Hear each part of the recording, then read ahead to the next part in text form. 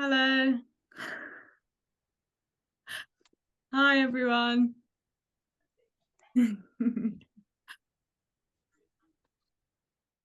Hello. Hello. Hi. Hi. Hello.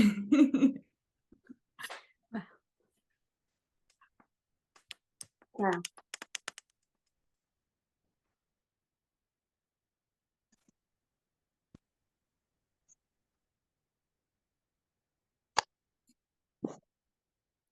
Okay.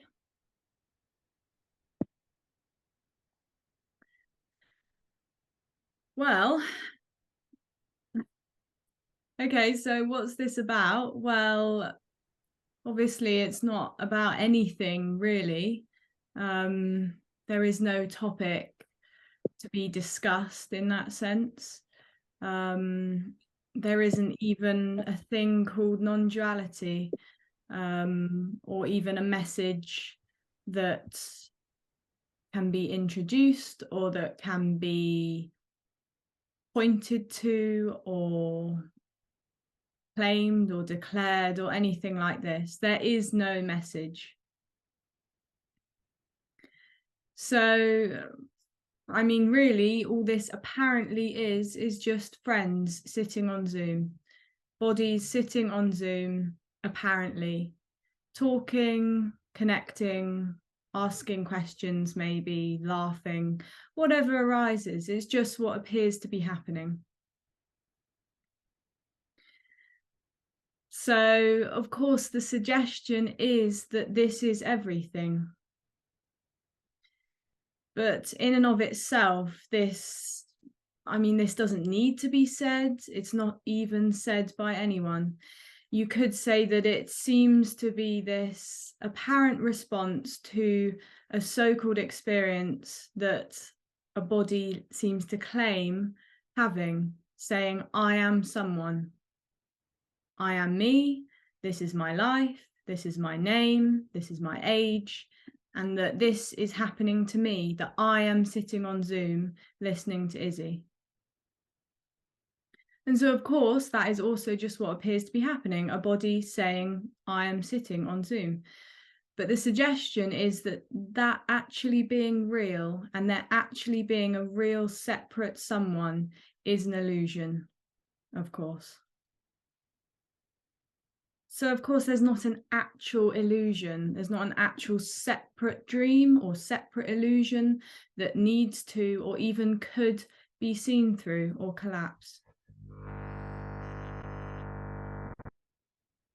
It's already this, so to speak, already this for no one. And what is whole and complete and perfect, if you like, exactly as it is.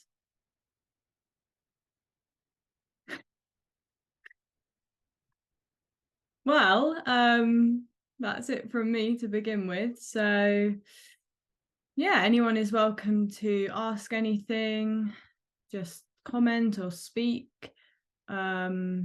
But we can also just chill in silence. It doesn't make a difference. So, yeah, let's see what happens.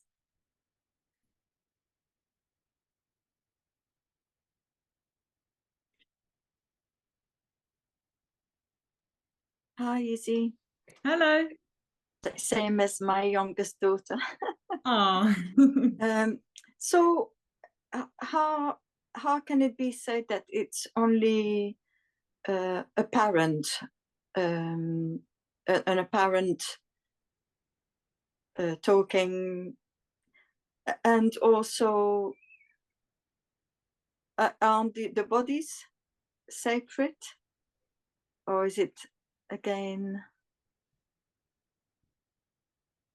Well, of course, no, nothing is separate. So, well, for the first part, so apparent, what is appearing to happen, it can't be confirmed either way, so to speak. So, sitting on Zoom, asking a question, speaking to Izzy, can't be said to be definitely happening, but it also can't be said to be definitely not happening. So it's not real and it's not unreal. It's just what appears to be happening. There's nothing or no one that could possibly confirm, so to speak, whether sitting on Zoom is actually happening. So hence why it's just what's apparently happening. It just seems to be this apparent conversation on Zoom. But of course, one can't say that sitting on Zoom is definitely happening. So it's not a confirmation, but it's not a denial. It's just what appears to be happening. So, Sorry. So is it just saying that a Zoom may be happening or not? Is that a story in a way? Well, it's all a story in the sense of just talking, and I mean, this word story, I think some speakers, let's say, tend to use this in different contexts. I mean, it doesn't matter at the end of the day, but so some would seem to refer to the story of me as obviously something that never happens. But then it is all a story in the sense that nothing is exclusively real. So nothing, oh, sorry, I think I've just muted you there. Nothing can be said to be actually real. So in that sense, you could call it a story, yeah.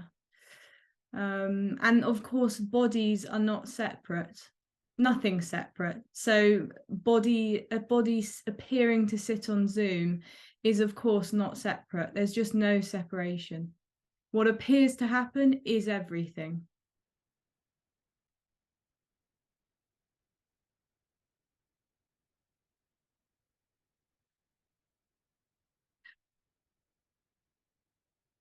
I've unmuted. Is it simply because the words in themselves don't have any meaning?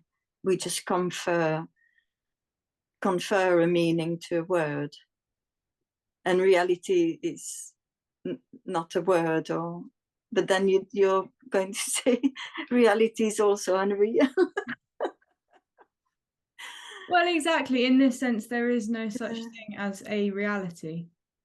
Even apparently sitting on Zoom, it's not a reality. It's not even I mean, you could say it's an apparent reality, but I probably wouldn't even go that far. So of course, the person seems to add meaning to words, but it adds meaning to everything. Because inherently, one could say, naturally, there is, of course, no meaning, not just to words, but to anything. So this artificial layer, one could say, is this illusory person constantly adding meaning, purpose, everything, projecting everything onto what appears to be happening.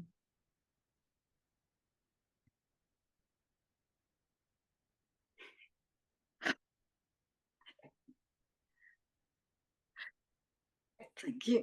Thank you. Nice to meet you. You too. Hiya. Hello, my name is Nicholas. Hi. It's good to be here. I have a question really for anybody here. It's kind of a kind of navigating personhood in the world kind of question. And that is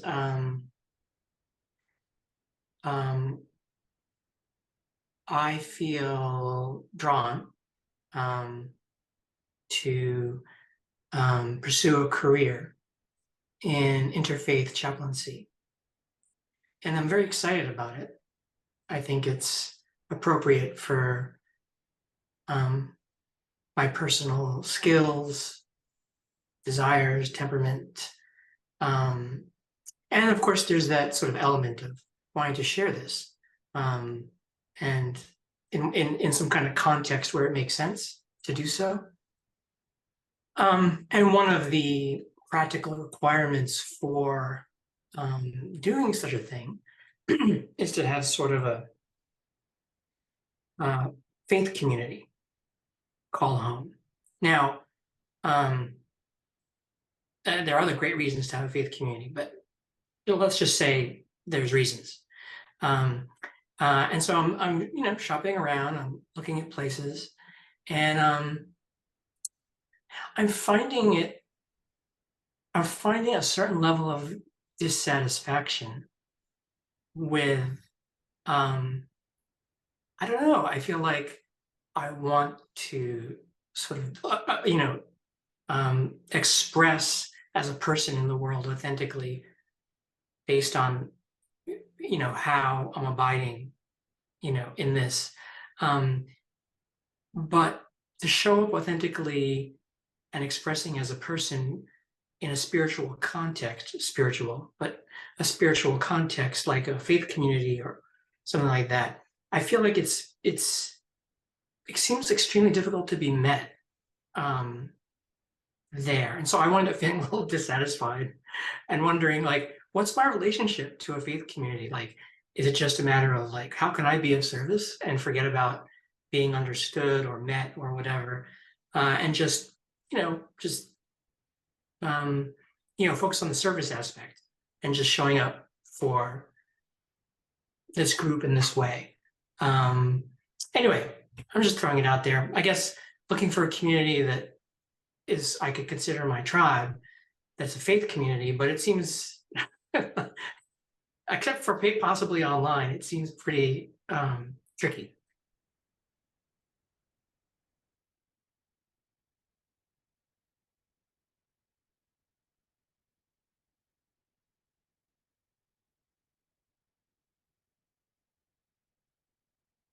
I'm yeah, I mean, great.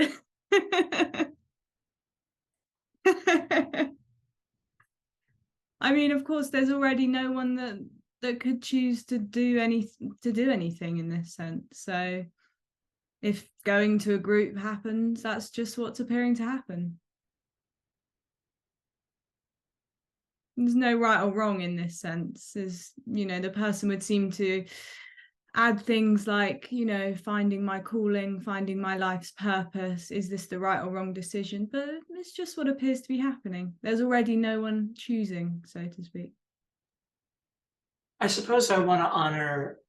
I'm trying to avoid using the word apparently. I feel like I could use that basically before every word, so it starts losing its like, it doesn't even matter. But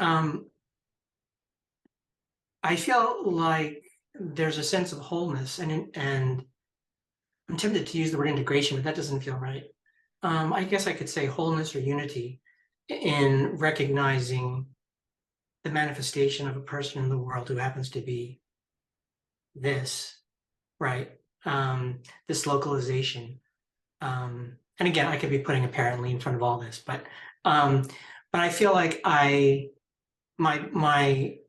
allow my mind, right, which is part of the person, to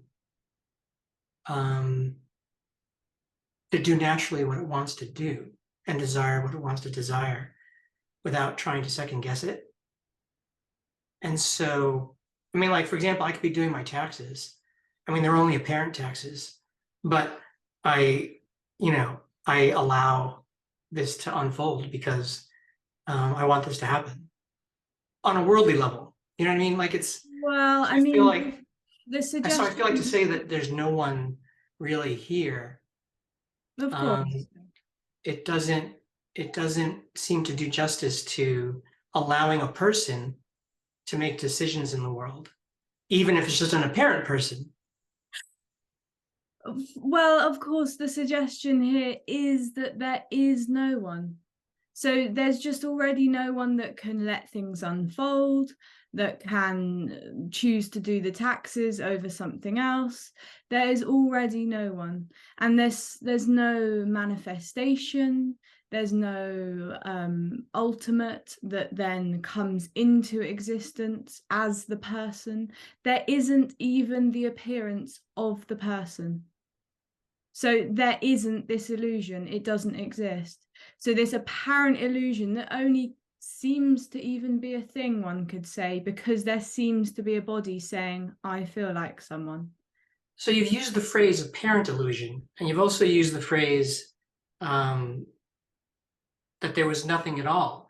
So how do you compare those two? Like, what do they mean to you? Oh, well, of course, there is no how. Totally not. There is no how, and there is no me. So they don't mean anything to me. I mean, there is no one here, and there's no one there. There's no one anywhere, so to speak. So this question, I mean, obviously there's no answer, but there's just no question in the first place. In this sense, this is not a theory, of course. There's no one sat here. I mean, there's no one sat here. But there's no one sat here trying to explain something that's been realized. There is truly no one. I understand what you're saying. I guess I don't necessarily see the value in answering everything from an absolute perspective. Well, this isn't from any perspective. I mean, this whole absolute. I mean, if I was going out to a movie with friends and I was like, hey, did you like that movie? And they said, well, there is no movie. I'd be like, oh, come on. Do you like the movie? And it's like, so I think, I mean, I think it can be useful as a pedantic instrument to speak from an ultimate perspective. But allowing a person to speak from a relative perspective, apparently, also has some value in a worldly sense. Even though you would say there is no world and there is no person even thinking these thoughts.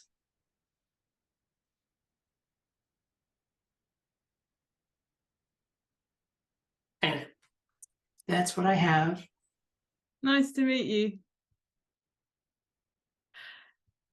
Okay, I've got one in the chat. When you say that there is no past, are you also saying that there has never been a past? Well, of course, yeah. Yeah. There is no past, there is no present, there is no future. I mean, all these are just concepts, they don't exist. So, of course, there is no past, there's never been a past. I mean, seen from the person, it would maybe think that when it was alive, there was a past, and then I died, and there used to be a past, and now there's not. No, there's already not any of these concepts.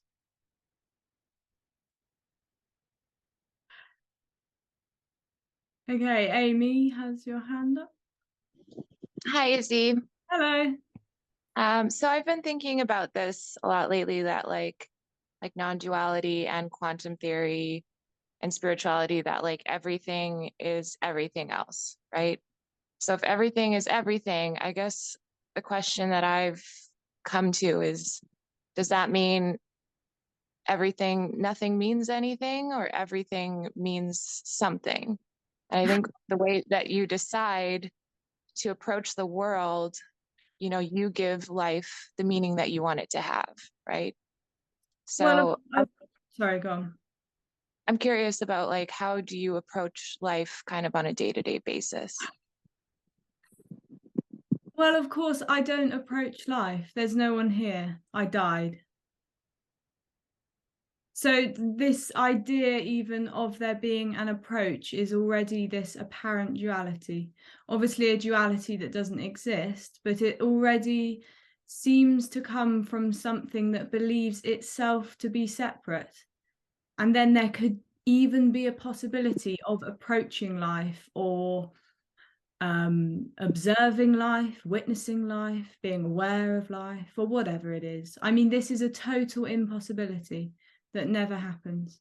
Totally impossible to approach life. There's just life in this sense. And so, of course, nothing means anything, but this doesn't then mean everything means something or some opposite like that. No, there's just total empty fullness, one could say, which is nothing being everything, just already everything, which is this. Okay, thank you. Thank you. Nice to meet you. You too.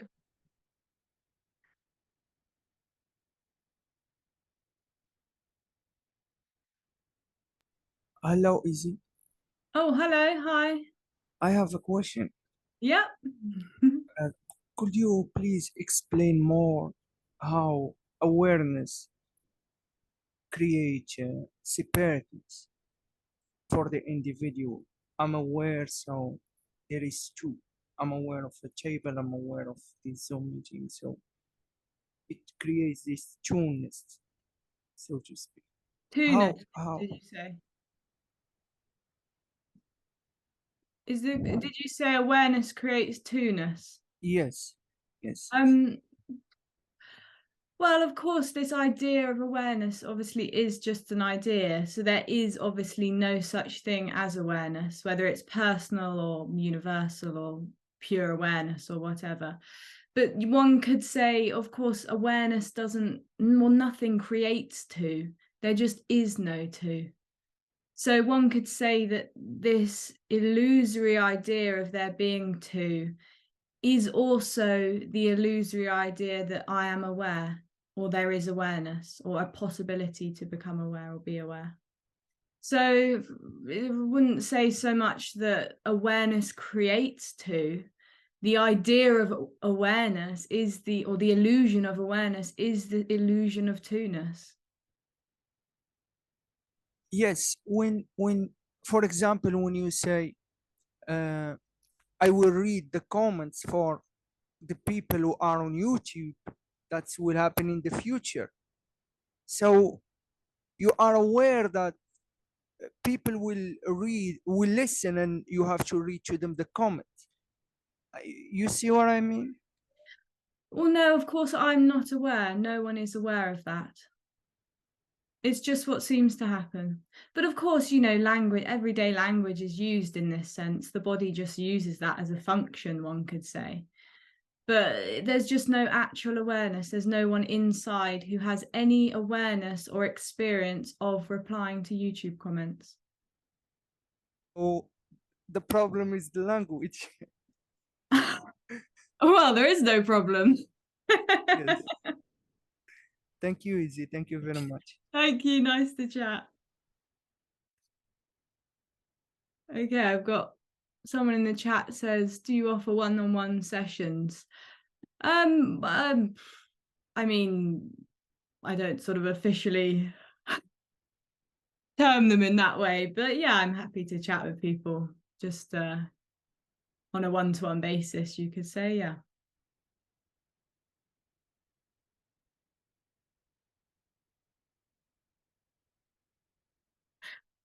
Hello.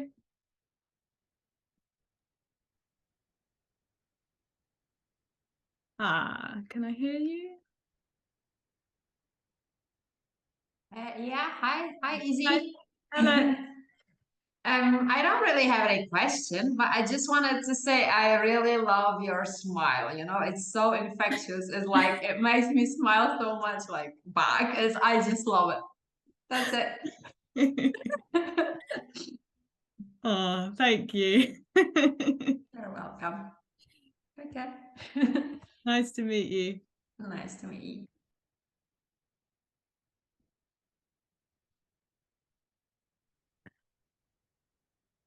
Hiya. Hello, Izzy. Hello. Okay, I wanted to ask you about, let's say, free will. Recording in progress. Yeah, when we're trying to, let's say, quit a bad habit or something like cigarette smoking, let's say, and who is that? So when you try to quit a bad habit, and it can really be difficult, you know, like we try to impose our will on our, body. We try to perform certain activity like not smoking for several weeks or something like that, and eventually our body overtakes us. We tend to smoke again, and it will be easier to let go of our will and just give in to our impulses and just start smoking or something like that. You know, that addiction is the nature of addiction is like that. So wouldn't you say that when we try to quit the addiction, it is the sense of separate self trying to do something, but eventually nature overcoming or overpowering the separate self and actually forcing it to act in a certain way. So what would you say about that? Don't you think that that has some sort of sense of a separate self trying to do something, even though it knows that it cannot change anything substantially? Well, of course, I mean, nothing can be said to actually be due to this separate self, let's say, because there isn't one. But I see what you're saying in this sense, and I mean, of course, one could say that the person is or the illusory person, of course, is the addiction. So, of course, I mean, cigarette smoking or addictions like this are just, again, what's appearing to happen. There's obviously no one in there choosing to do that, but one could say as a story that this person feels it needs, it's looking for something externally, one could say, or internally, obviously, but for things like, drugs, sex, food, shopping, whatever it is, a partner. So one could say that these so-called addictions seem to arise out of this sort of looking for something, one could say, but I also can't be said for sure, obviously, because there just is no one that they would arise out of, so it's already a total story. But then, of course, the body then seems to become addicted to substances, you could say. So, for example, if someone had been a smoker a long time and then there was an apparent collapse, the body may just continue smoking because it just may be addicted to that. So, but of course, it seems that the person and that sort of behavior may stop if there's no longer, or lessen, if there's no longer this additional layer of it being needed on top of maybe the sort of bodily addiction or bodily habit or whatever. Yeah, I mean, at the end of the day, there of course is no one in the first place driving these addictions. And there's nothing wrong with them either. So of course the person would seem to, these things, it really seems to need to break these addictions and these bad habits or whatever it is. They feel like, once I'm clean, once I'm clear and pure, and I haven't got any bad habits or any addictions, then I'll be free. But it's just addictions or just habits.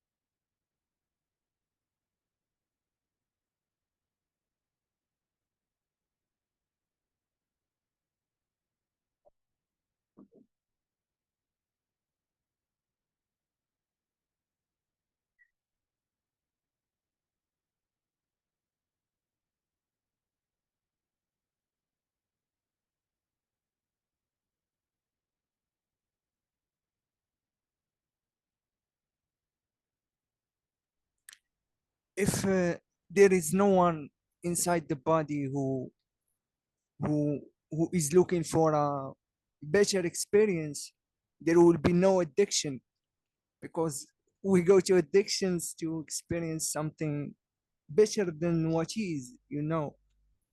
But addictions, it seems really real sometimes while inside them. But as you said, they are, I don't know. Well, of course, I mean, one could say as a story, these so-called addictions may start out of this sense of seeking something, one could say. But I mean, who knows? At the end of the day, there's no certainty in anything in that sense. So there's no cause, there's no obviously no real cause and effect in the sense of, okay, there's a person, that's why there's an addiction. No, there just is no one. And so there obviously is then no separate person that is addicted. One could say the person is the addiction. And it may be obvious in things like smoking or drugs or alcohol, whatever, but it may also be more subtle. But this sense of a person seems to be this sense of addiction. The addiction, one could say, of constantly looking for something. And of course, there's nothing wrong with this. There's already no one doing that. Just seeking, apparently seeking.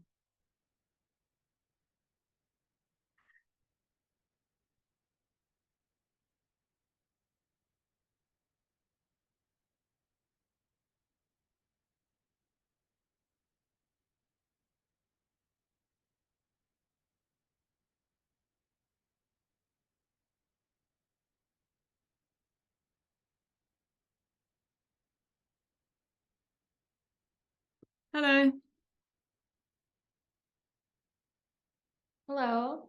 I was wondering, if you are without a self, do you still have motivations and goals?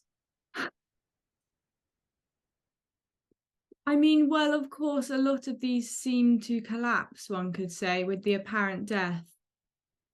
Because this sense of motivation and needing motivation and having to have goals out of life and having to have a purpose seem to come from this same apparent illusion to be someone, to get something out of life. Life seems like an opportunity to have something or get somewhere or whatever. So, I mean, one could say that Izzy still, you know, I don't know. I mean, these motivations in this sense mostly seem to have collapsed. So no, there's not. There's just, so you could say, a lot of lazing around in this sense. But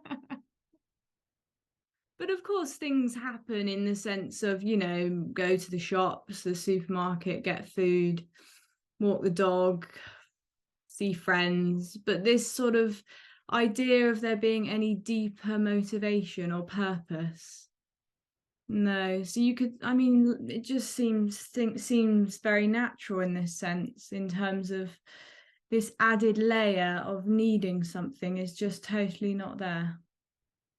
Already not there.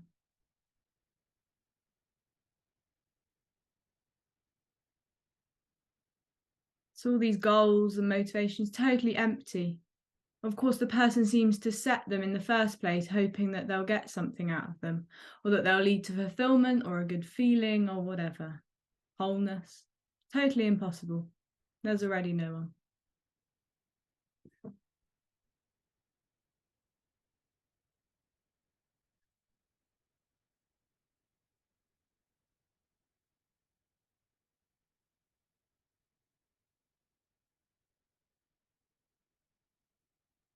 Can I ask another question? Of course, yeah. Do you experience, or do you have expectations or experience unexpected things? Well, totally impossible to say in this sense, because there's just no longer this inner world or this inner, I mean, there isn't that anyway. So there's just no inner and no outer. So there's just no one here that would expect anything of anything in that sense. It's just a total impossibility. Of course, there may be apparent, you know, something unexpected may happen in that sense, but I don't know, it might rain when I didn't think it was going to. As a very simple example, but there's no longer, I mean, there just is no one experiencing that. So this sense of that being a real shock or a real unexpected thing is just obviously not there.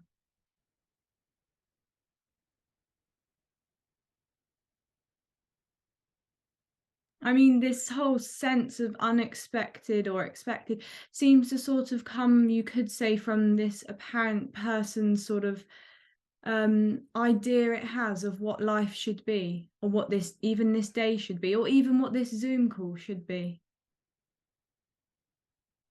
That there shouldn't be any Zoom intruders or whatever it is. The person just seems to project everything onto what appears to be happening and what it thinks should happen out of that. So of course, when there is no longer anyone doing that, which there isn't already, then there's just what appears to be happening. So nothing is a shock in that sense. Izzy, do you Hi. consume less in terms of sleep, food, relationships? You look like you don't need anything anymore. Well, I mean, it's not that there is no one that doesn't need anything. There's just no one. So, of course, the person would seem to, and a lot of spirituality, one could say, seems to come from this idea almost in reverse, one could say. So, okay, food, sleep, sex are the problem. So I should cut them out or limit them or control myself around them, and then I'll, be free or pure or whatever. So the person sees these things to consume as a bad thing, definitely. Especially in sort of spirituality, one could say. This whole thing of being pure or clean or whatever it is, holy. I mean, it's just a total illusion. There is no one who could possibly be clean or not clean or whatever, or not pure. So in that sense, of course, Izzy just goes on doing what Izzy does. Eats the same foods, sleeps the same, whatever, has relationships, friendships, just totally just normal. But not really the same. Your energy, I never saw you before, but I think your energy changed because there is I don't know. It cannot be exactly the same. There is a parent change. Well, of course one could say so, but even that would also be saying too much. Just totally nothing happens. But one could say there seems to then be more of a lightness in the character of Izzy, because of course there no longer seems to be this apparent illusion to be someone, or that Izzy actually is someone, or I am Izzy. So one could say, I mean, my parents probably find me less of a pain. I don't know though, I can't speak for them. But there does seem to be a, more of a relaxed person or character, you could say, obviously not an actual person, but more of a relaxed person in that sense. No, you look great. You look just Aww. great. Like a cat, or you're like my cat. You just relax and you are aligned with whatever happens. Exactly like my cat. Thank you. Yeah, I've got a couple in the chat.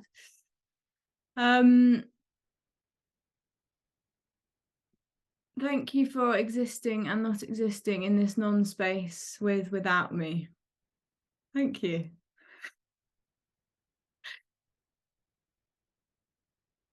Would you say there is no thingness and no oneness because everything is the one and the same and all is everyone and vice versa? Would you say there is no thingness and no oneness because everything is the one and the same and all is everyone and vice versa? I mean, no one can really go there in terms of obviously working it out. There is no one to go there, but I think in terms of what's maybe being asked is that yes, nothing is everything, or nothing, this is nothing being everything. So there's no nothing and everything. Nothing is everything in this sense. Which is this? This, what appears to be happening, sitting on Zoom, asking Izzy questions, is nothing appearing as everything. And vice versa, one could say. I mean, they're the same thing, so the vice versa doesn't even come in. Is there something special or different about intensives as compared to Zooms or chatting on the phone with you? Well, of course not. No. In the sense that obviously, I mean, nothing is being suggested in the first place. So nothing is new or different on the intensives. Of course not. No. It's just instead of being an hour Zoom meeting, it's just a much longer call, you could say. So longer time to just hear me waffle on. I don't know if that's good.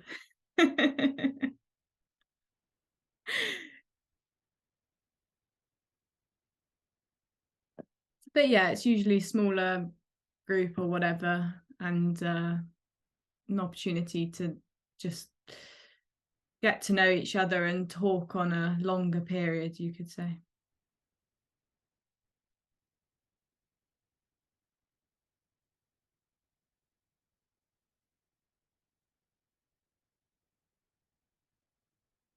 No, don't worry, you're not missing out if there's not some secret message coming out in the intensive. I could pretend that though, it might get the numbers really high.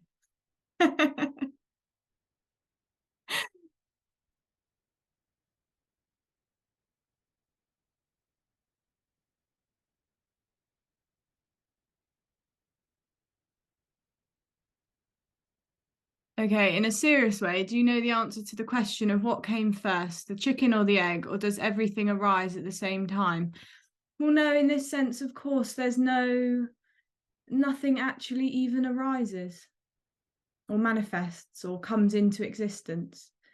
So nothing could even arise at the same time, so to speak. So it would be saying too much already to say that it's simultaneous or something like that. There just is no happening. Nothing is happening.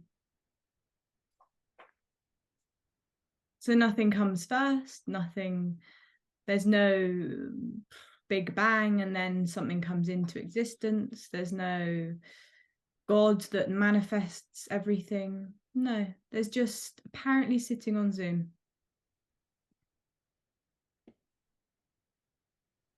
Hello, Izzy. Hiya.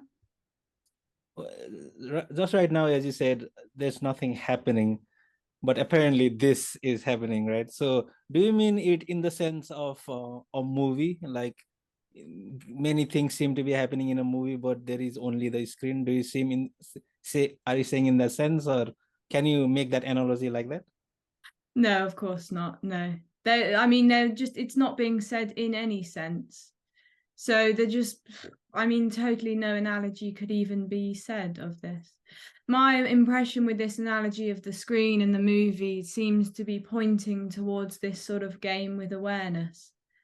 That, what appears to be happening is appearing on the screen of God or the screen of awareness or whatever.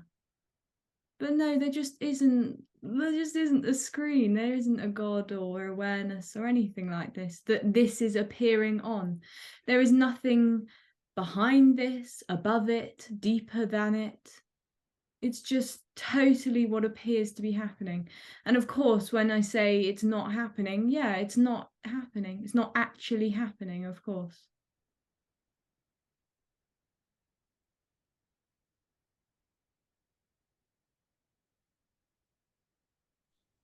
What does it mean? Like, can you elaborate more on that? Like, what would it mean if it actually happened?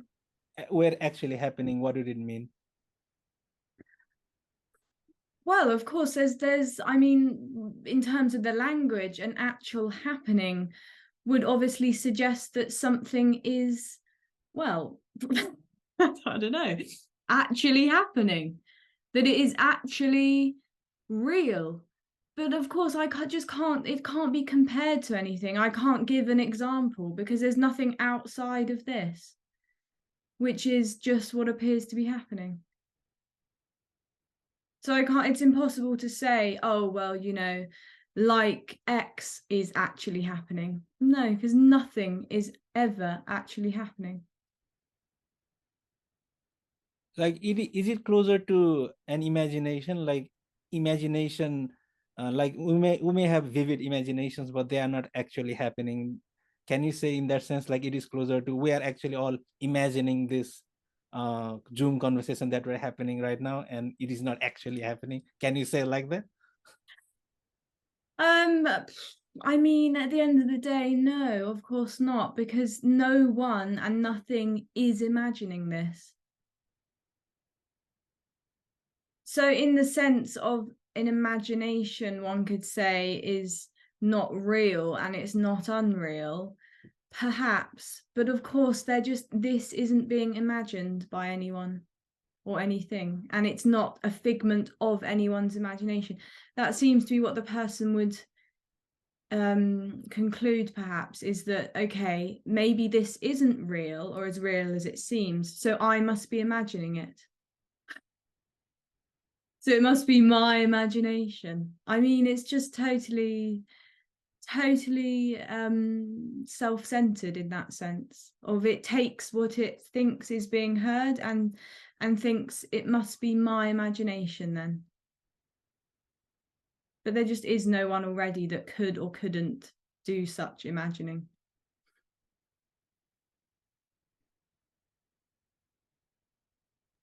I have an example. It's like this. When you look above, you will see the sky.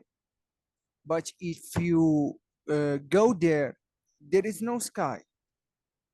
From here, you will see the sky. But if you go above, there is no sky. There is just space, or there is just nothingness.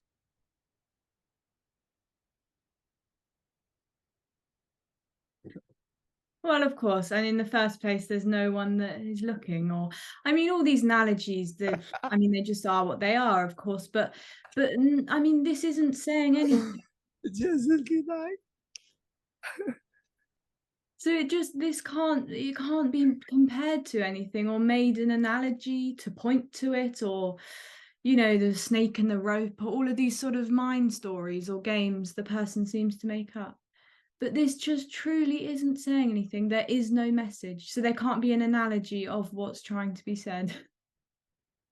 Just totally impossible. I mean, I could sit here and nod, but of course, you know, just total impossibility to compare this to anything. Okay, I've got a couple in the chat. Would you recount the story of your collapsing, the moments before and during? Well, I mean, it's just totally indescribable in this sense. There's just this apparent explosion into boundless energy, boundlessness, which just, I mean, a total surprise, obviously. You could say that I was seeking, or what I thought, you know, this message was pointing to, I was seeking that. But of course, the person will never, ever know or experience. I mean, it likes to think it knows what this is talking about or suggesting, but of course it never can, because it literally can only conceive itself. Well, not literally, of course, because it doesn't exist, but in terms of what it can think of, this is suggesting, it can only ever see itself in that. It's just totally impossible for it to not envisage itself in liberation or in boundlessness even. So of course I mean, just, yeah, as I say, it can't be described, just this apparent collapse of the person, complete collapse into boundlessness, explosion into boundlessness, only to be realized obviously by no one, or seen by no one. There just never was anyone.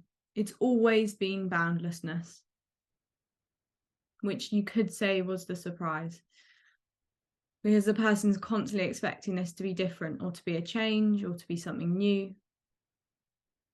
And then, I mean, during, well, I mean, all these, there just is no before, during, and after. There's just this apparent death, and then obviously that's just it. Quite simple, really. And I mean, as a joke, it's obviously beyond simple. Nothing happens. Do you still have physical experiences? I, for example, didn't experience the sensation of warm and cold for a while, but felt them both as different states, degrees, or energy without aversion or desire. Is there a difference in what you experienced earlier in life before non-duality? Absolutely not. No, of course not. There is no before or after. So there's no how was it before I died? How was it after I died? Because in the end, really, no one dies. Obviously, it's an apparent death that never happens. So, I mean, of course, I don't have any physical experiences. No, of course not. There's just a body sitting on a chair. It's just what's apparently happening, talking on Zoom. But there's, of course, just no one doing this, and there's no experience of this. Absolutely not.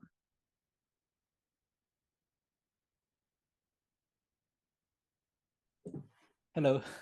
Hey. And how would you categorize different types of experiences? Like, number one, this is waking experience, right? And then there can be dreaming experience when you're in a sleep. And they say there is such a thing as a non-dream sleep, like when you're like in deep sleep where you're not dreaming. So they say there are three states of consciousness as such. Do you see them differently, or do you think they are just different sort of experiences? How do you categorize them? Well, I mean, there is no category because none of them even exist in the first place. So it's just, I mean, experiences in that sense just can't be categorized because there is no such thing as an experience in the first place. What is death. Just no experience whatsoever. And there never has been, there never will be, I mean, whatever. There just is no experience at all. And this what we are experiencing right now is just not happening. Well, there just is no experience. So there's no experience of this happening or of this not happening or of there being no one or someone. There just already is no experience. But what do you call this like seeing, hearing, what do you call this? This just something happening? One could say so. Well, it obviously is not something happening. It's just what appears to be happening. But there is no word or phrase or, I mean, nothing could capture what sitting or appearing to sit on Zoom, breathing, talking is. Nothing could capture that. So, of course, all these words have been used and continue to be used to attempt to do this, or, you know, God, love, nothing, everything, whatever, this, what is. But at the end of the day, there is no word, obviously, that could, nothing could say.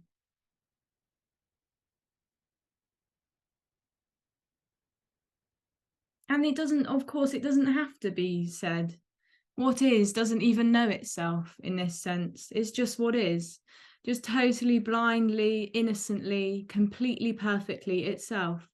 It's this sense of there being someone that seems to have to attribute a word to this, or a phrase, or a meaning.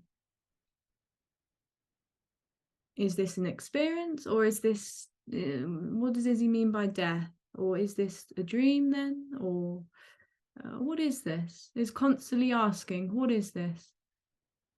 And I mean, obviously it's not anything, but this question already doesn't exist.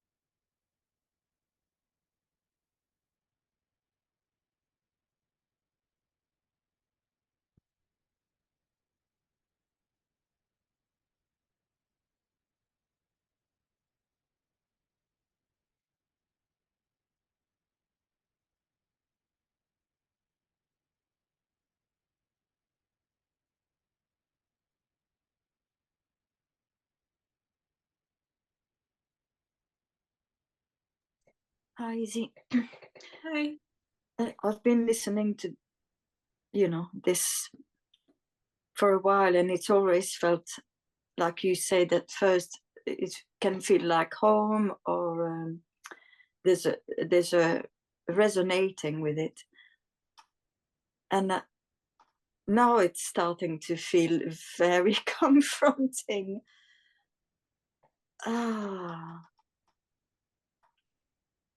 Yes, it's quite threatening and confronting, and at the same time it still has this appeal. It's like a moth being drawn to a light in the street, It's like, oh.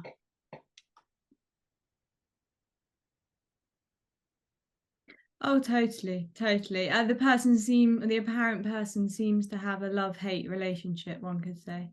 Mm. And I mean, this is just what appears to be happening. Yes, yeah. Of course, there is no one already who is afraid or finds this confronting. Apparent confrontation just seems to be happening.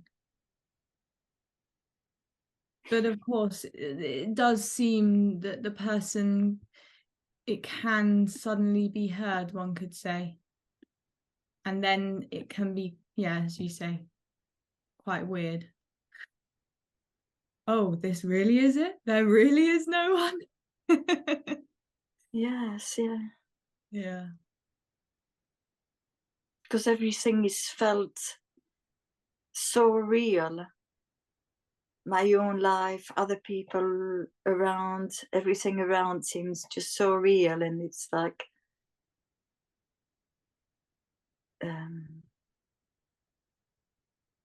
yeah, to hear, and yet it's not a truth, is it? It's just talking now, isn't it? It's just talking. Exactly. Yeah. Talking apparently happening. Of course, there is, Yeah. I mean, the person then would seem to want to hang on to anything of this apparent message being a truth or even a message. No, it's just Yeah. talking. Yes. Thank you. Thank you. Are you finishing at 7 or? Yeah, there's a couple more in the chat I'll try and answer, but Okay, yeah. Thank you. you're not held, you can leave.